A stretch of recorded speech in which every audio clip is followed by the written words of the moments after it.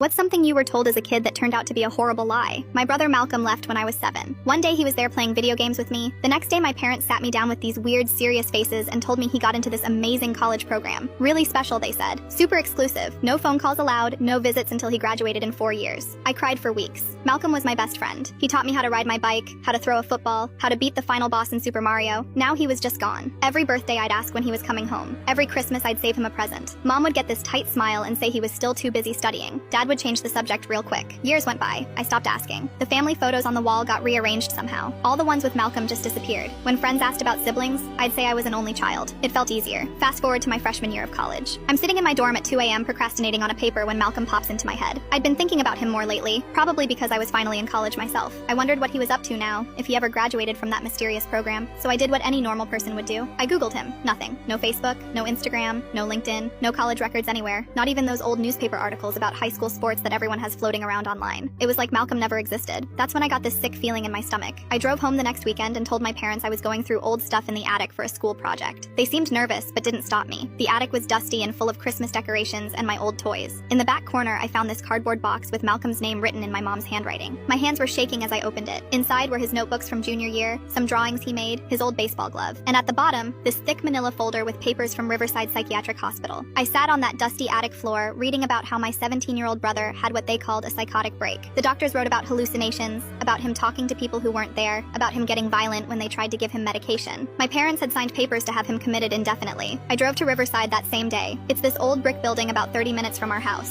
The receptionist looked up Malcolm's name and nodded. Room 247. Still a patient after all these years. Walking down that hallway felt like a movie. The floors were this gross green linoleum that squeaked under my shoes. I could hear random shouting from behind doors. TV shows playing too loud. Room 247 was a common area with a bunch of chairs and a TV.